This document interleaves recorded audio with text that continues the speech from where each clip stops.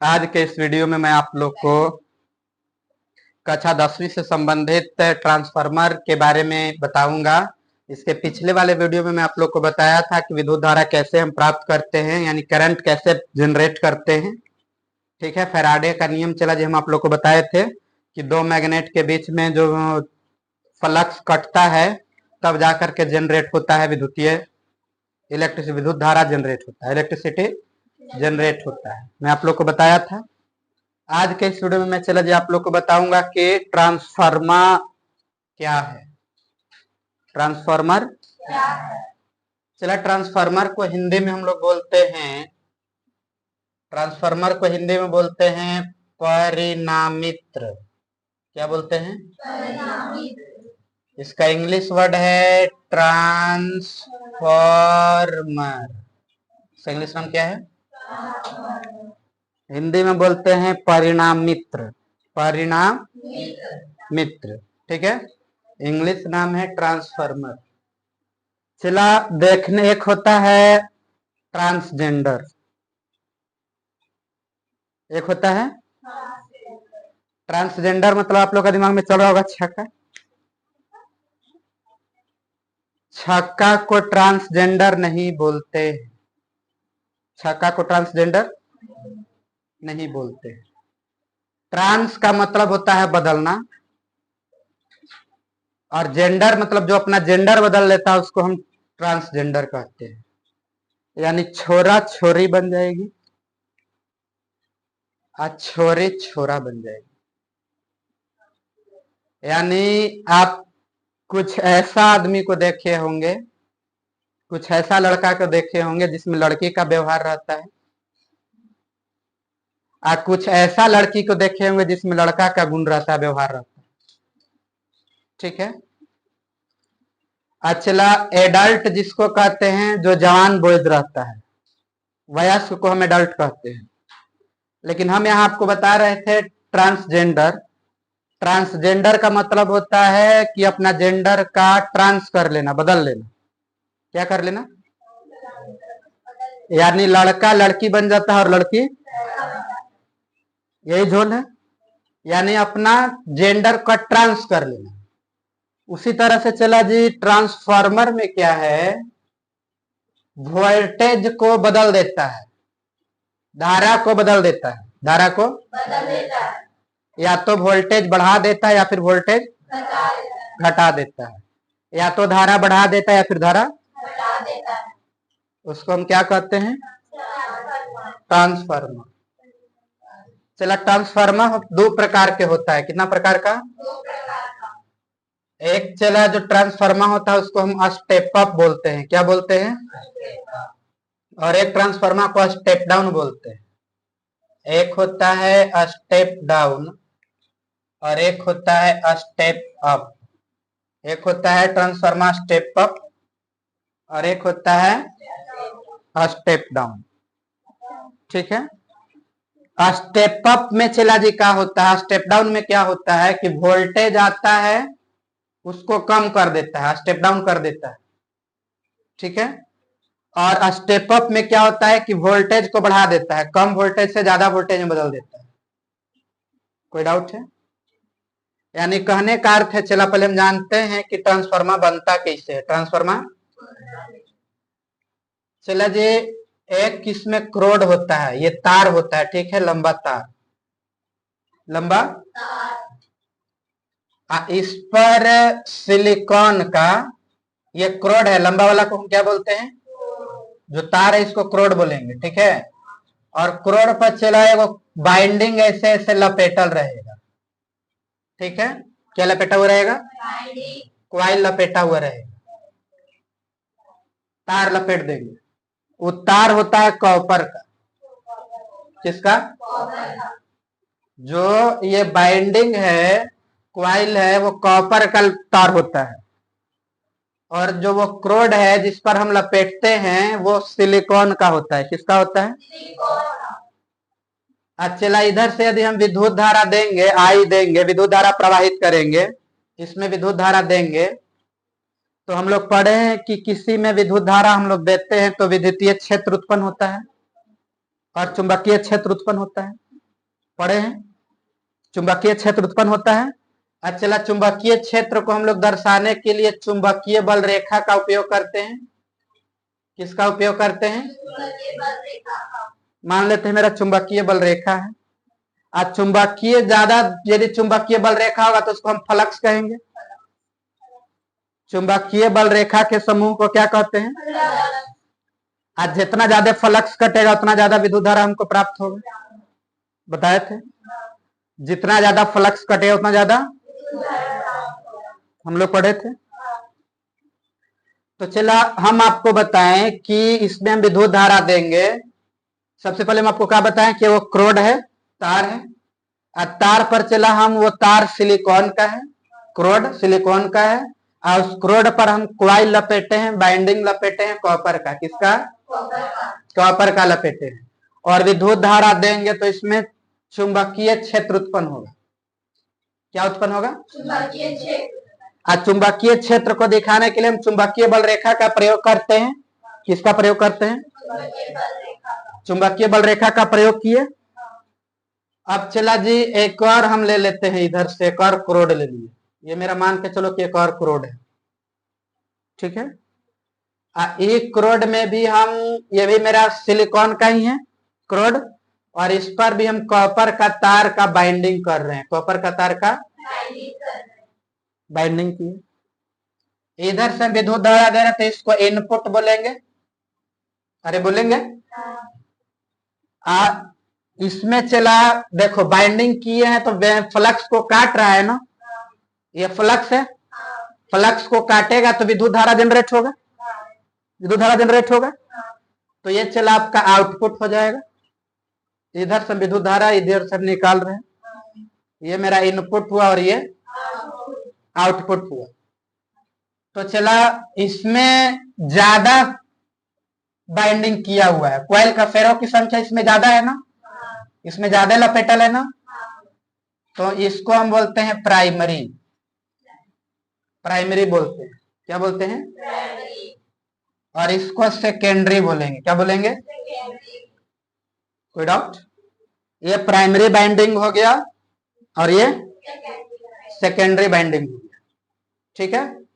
यानी चला जी हम स्टेप डाउन में क्या पाते हैं कि प्राइमरी बाइंडिंग में फेरों की संख्या ज्यादा रहता है, फेरों की संख्या ज्यादा रहता है, और सेकेंडरी में फेरों की संख्या कम रहता है। प्राइमरी में फेरों की संख्या ज्यादा रहता है स्टेप डाउन में। स्टेप डाउन ट्रांसफार्मर में प्राइमरी बाइंडिंग में फेरों की संख्या ज्यादा रहता है और सेकेंडरी बाइंडिंग में फेरों की संख्या कम रहता। कोई डाउट? इसमें कोई डाउट है? इसमें चला वोल्टेज घटेगा ना तो करंट बढ़ेगा, वोल्टेज घटेगा तो उसका झोल बाद में समझेंगे। पहले ये समझिए कि प्राइमरी में फेरों की संख्या ज्यादा होता है, सेकेंडरी में फेरों की संख्या कम होता है, उसको हम स्टेप डाउन कहते हैं। क्या कहते हैं? स्टेप डाउन कहते हैं। कोई डाउट है? यानी 33,000 वोल्ट को लाना है, उसको कम करना है तो स्टेप डाउन यूज करेंगे। क्या डाउन यूज करेंगे? कम करके हमारा घर में 220 वोल्ट होता है ना, तो 11,000 वोल्ट तार आता है ट्रांसफार्मर में, उसको स्टेप डाउन करता है। क्या करता है? कम करता है वोल्टेज को, 11,000 से कम करता है, 220 में बदलता है। क्या करता है? तो स्टेप डाउन नहीं यूज करेंगे, क्या यूज करेंगे? अब चला स्टेप अप क्या होता है गौर फरमाना। मान के चलो ये मेरा क्रोड है। क्या है? क्रोड है। क्रोड पर चला हम बाइंडिंग किए हैं। क्या किए हैं? मान के चलो कि इस पर हम कॉपर का बाइंडिंग कर दिए। किसका बाइंडिंग कर दिए? ये चला इनपुट है। कौन है? इनपुट है। तो इनपुट है, चला हम इस जैसे विद्युत धारा देंगे तो इसमें चुंबकीय क्षेत्र जनरेट होगा। क्या जनरेट होगा? चुंबकीय क्षेत्र जनरेट होगा। तो चुंबकीय क्षेत्र को दिखाने के लिए हम चुंबकीय बल रेखा का प्रयोग करते हैं। किसका प्रयोग करते हैं? चुंबकीय बल रेखा। एक और क्रोड ले लिए, चलो मान के चलो मेरा एक और क्रोड है, और इस पर भी हम बाइंडिंग की संख्या बढ़ा दी, इसमें बाइंडिंग का संख्या बढ़ा दी, ठीक है। ये आपका आउटपुट हो जाएगा। अरे आउटपुट होगा, इधर से विद्युत धारा दिए तो निकलेगा इधर से। गौर फरमाइए, इसमें क्या होगा कि करंट बढ़ेगा, इसमें वोल्टेज घटेगा, इसमें वोल्टेज इसमें वोल्टेज घटेगा, इसमें वोल्टेज किसमें, स्टेप डाउन में वोल्टेज घटाते हैं हम लोग। 11,000 लाते हैं, उसको वोल्टेज कम करते हैं। क्या करते हैं, क्यों कम करते हैं, क्योंकि इसमें कम काट रहा है, फ्लक्स को इसमें कम काट रहा है, तो इन आउटपुट कम देगा, वोल्टेज कम निकलेगा, वोल्टेज। लेकिन इसमें चला ज्यादा काट रहा है फ्लक्स को, इसमें फ्लक्स को ज्यादा काटा तो इसमें वोल्टेज ज्यादा मिलेगा, इसमें वोल्टेज करंट इसमें कम मिलेगा, लेकिन इसमें वोल्टेज कम मिलेगा और करंट। कोई डाउट है? यानी इसको बोलेंगे हम प्राइमरी और इसको बोलेंगे। क्वेश्चन पूछेगा तेरे विद्यार्थी, बताइए स्टेप डाउन ट्रांसफार्मर किसको कहते हैं, तो आपको जवाब देना होगा कि वैसा ट्रांसफार्मर जिसके प्राइमरी क्रोड में फेरों की संख्या ज्यादा होता है और सेकेंडरी में फेरों की संख्या कम होता है, उसको हम स्टेप डाउन कहते हैं। क्या कहते हैं? स्टेप अप ट्रांसफार्मर किसको बोलते हैं, तो जिसमें प्राइमरी में फेरों की संख्या कम होता है और सेकेंडरी में फेरों की संख्या, उसको हम क्या बोलते हैं? स्टेप अप बोलते हैं। यानी इसमें पूछेगा आपको कि बताइए नंबर ऑफ प्राइमरी, यानी प्राइमरी फेरों की संख्या और सेकेंडरी फेरों की संख्या किसमें ज्यादा, तो ऐसे हम इसको लिख सकते हैं कि number of secondary, number of primary, यानी प्राइमरी फेरों की संख्या ज्यादा है और सेकेंडरी फेरों की संख्या कम है। इसमें हम क्या लिख सकते हैं, गौर फरमाओ, इसमें लिख सकते हैं कि नंबर ऑफ प्राइमरी कम है और नंबर ऑफ सेकेंडरी ज्यादा है, नंबर ऑफ सेकेंडरी ज्यादा है। कोई डाउट?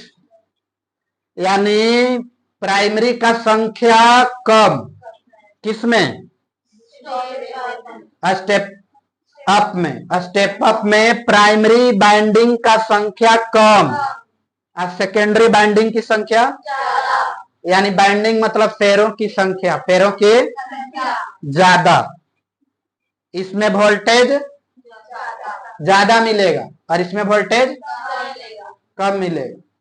कोई डाउट? इसमें वोल्टेज ज्यादा मिलेगा, ज्यादा काट पा रहा है, इसमें वोल्टेज ज्यादा मिलेगा और इसमें वोल्टेज कम मिलेगा। कोई डाउट है? यानी प्यारे विद्यार्थी, मैं आप लोग को बताया कि प्राइमरी में यदि फेरों की संख्या ज्यादा तो उसको स्टेप डाउन बोलेंगे, और सेकेंडरी में यदि इसमें प्राइमरी का संख्या कम और सेकेंडरी का फेरों की संख्या ज्यादा तो उसको क्या बोलेंगे, स्टेप अप बोलेंगे। इसमें चला वोल्टेज का झोल क्या है, इसमें वोल्टेज घटेगा, इसमें वोल्टेज घटेगा तो करंट बढ़ेगा, करंट बढ़ेगा। कोई डाउट है?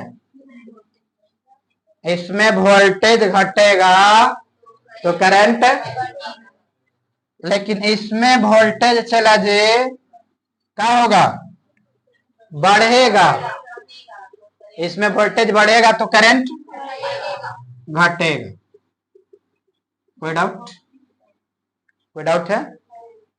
हम आपको बताएं प्यारे छात्र, आप बोले हाँ मास्टर, आप तो बोले थे कि इसमें चला ओम का नियम लागू नहीं होता है, किसमें, ट्रांसफार्मर में।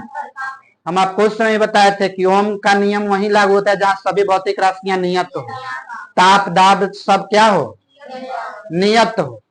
लेकिन चला यहाँ ताप दाब नियत नहीं रहता है। कैसे नियत नहीं? जैसे ही आप करंट दीजिएगा टेम्परेचर बढ़ने लगेगा, प्रेशर बढ़ने लगेगा। ट्रांसफार्मर में टेम्परेचर और प्रेशर, तापमान और दाब दोनों बढ़ने लगेगा।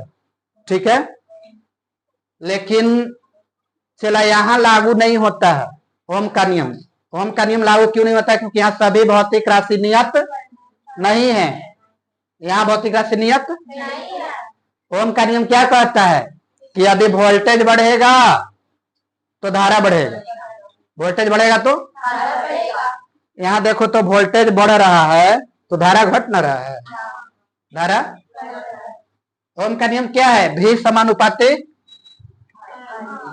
आई, यानी विद्युत धारा बढ़ेगा तो वोल्टेज बढ़ेगा, अब वोल्टेज बढ़ेगा तो विद्युत धारा बढ़ेगा, वोल्टेज घटेगा तो विद्युत धारा घटेगा, विद्युत धारा घटेगा तो वोल्टेज घटेगा, ई घटेगा तो ई घटेगा, ई घटेगा तो ई घटेगा, ई बढ़ेगा तो ई बढ़ेगा, ई बढ़ेगा तो ई बढ़ेगा।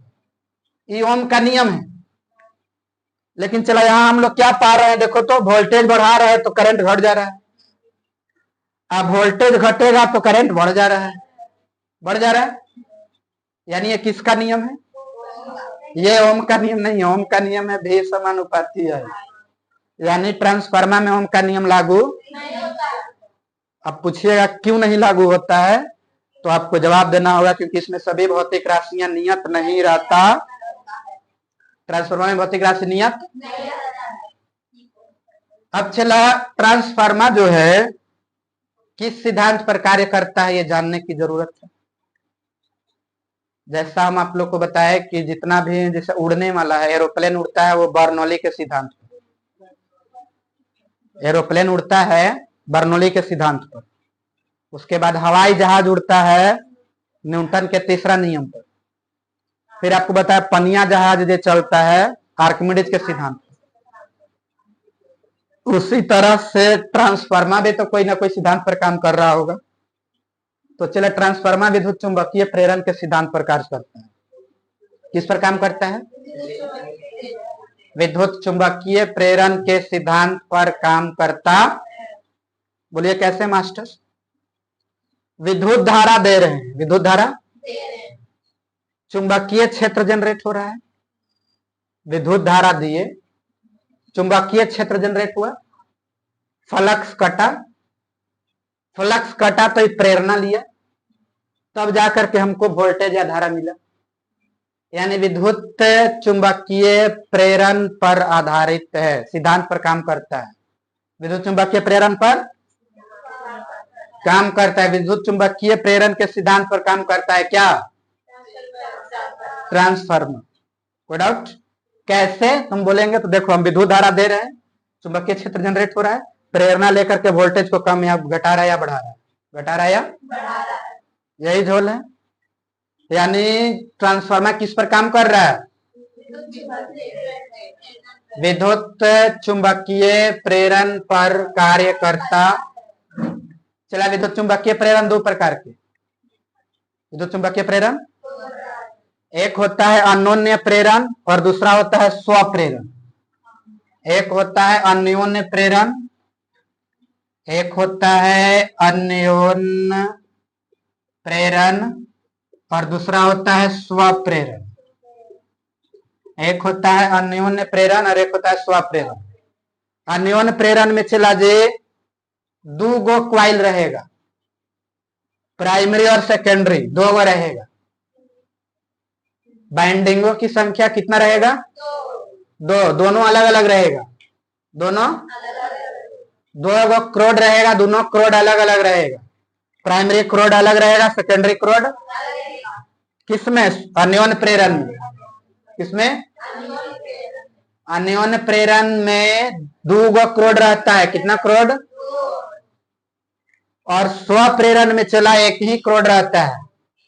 स्वप्रेरण में जैसे इसमें देखिए दो गो क्रोड दिख रहा है, लेकिन स्वप्रेरण में चला एक ही क्रोड रहेगा। एक ही क्रोड में यहां से आएगा, आधा से ऊपर जो रहेगा वो प्राइमरी और नीचे रहेगा सेकेंडरी। एक ही क्रोड में दोनों रहेगा, एक ही क्रोड में दोनों रहे। कोई डाउट? अब बोलिए एक का उदाहरण है मास्टर? तो इसका उदाहरण है गुरुजी स्टेबलाइजर। वोल्टेज को घटाने बढ़ाने का काम करता है ना स्टेबलाइजर, घर में हम लोग यूज करते हैं। छोटा सा बक्सा टाइप का रहता है, इससे हिटते हैं, वोल्टेज बढ़ता घटता है। ठीक है, तो वो स्वप्रेरण पर आधारित है। किस पर आधारित है? लेकिन 95% अन्योन प्रेरण पर कार्य करता है। 95% में 2 करोड़ लगा होता है। कितना करोड़?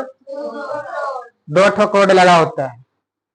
5% में चला जी 1 करोड़ में दोनों होता है, प्राइमरी और सेकेंडरी दोनों। कोई डाउट? अब चला जी आपसे पूछेगा कि बताइए अच्छा ट्रांसफार्मर की दक्षता कितना से कितना तक? अच्छा ट्रांसफार्मर की दक्षता मतलब बढ़िया ट्रांसफार्मर की क्वालिटी कितना से कितना तक? तो 95 से 99% तक। 95 से 99% तक जो अच्छा ट्रांसफार्मर की जो दक्षता होता है, अच्छा ट्रांसफार्मर का जो दक्षता होता है चले जी वो 95 से 95 से % तक होता। क्या? दक्षता। क्या चीज? अब चला ट्रांसफार्मर में शक्ति को हम लोग मापते हैं किलोवाट में। ट्रांसफार्मर में शक्ति को हम लोग मापते हैं किलोवाट में। किसमें मापते हैं? ट्रांसफार्मर का कितना शक्ति है उसको हम लोग मापेंगे किलोवाट में। आज क्षमता को मापेंगे, क्षमता भी तो होगा। चला क्षमता और शक्ति दोनों अलग अलग है।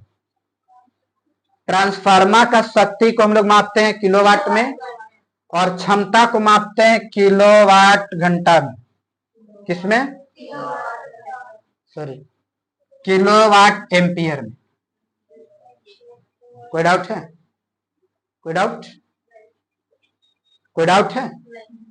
फिर से सुनिएगा मेरे विद्यार्थी में आज जो आपको बताया। ट्रांसफार्मर कितना प्रकार का? कौन कौन? स्टेप डाउन और स्टेप अप। स्टेप डाउन में हम आपको बताएं कि इसमें प्राइमरी में फेरों की संख्या ज्यादा रहेगा और इसमें सेकेंडरी में फेरों की संख्या कम रहेगा। ठीक है, इसमें हम क्या बताएं आपको कि इसमें प्राइमरी में फेरों की संख्या कम, सेकेंडरी में फेरों की संख्या ज्यादा होगा। कोई डाउट? इसीलिए इसको हम क्या बोलेंगे? स्टेप अप बोलेंगे। इसमें हम आपको बताएं कि इसमें वोल्टेज बढ़ेगा, करंट, इसमें वोल्टेज घटेगा, करंट बढ़ेगा। इसमें ऐसा बोलिए कैसा का है मास्टर? इसमें ओम का नियम लागू क्यों नहीं होता है? क्योंकि इसमें सभी भौतिक राशियां नियत नहीं रहती है। जैसा ही हम विद्युत धारा देते हैं तो टेम्परेचर बढ़ने लगता है, प्रेशर बढ़ने लगता है। कोई डाउट? हम जानते हैं चला ओम का नियम है भी समानुपाती आई, यानी इसका कहना है कि आई फिक्स रखेंगे तो भी फिक्स रहेगा, आ भी फिक्स रहेगा तो आई भी फिक्स रहेगा। इसको बढ़ाएंगे तो भी बढ़ेगा, ये घटाएंगे तो भी घटेगा। यही झोल है जो कि इसमें लागू हो रहा है। देखो तो हम वोल्टेज बढ़ा रहे हैं तो करंट घट जा रहा है, वोल्टेज घट रहा है तो करंट बढ़ जा रहा है। अब चला जी ट्रांसफार्मर अनुपात का एक सूत्र होता है। अब देखो ना इसमें पूछेगा कि बताइए दक्षता कितनी होती है। स्टेप डाउन में, स्टेप अप में दक्षता अनुपात, ट्रांसफार्मर अनुपात कितना होता है? तो चला स्टेप अप ये वाला है आपका, ये वाला स्टेप अप है, आइए आपका स्टेप डाउन। तो जो आज वाला वीडियो में मैं आप लोग को बताया था कि विद्युत धारा हम देते हैं तो आवृत्ति नहीं बदलता है, आवृत्ति और शक्ति नहीं बदलता। मिलते हैं नेक्स्ट वीडियो में। आज के लिए इतना ही। Thank you, love you all. यदि समझ में नहीं आया होगा तो कमेंट कीजिएगा, मैं फिर से आपको समझा दूंगा।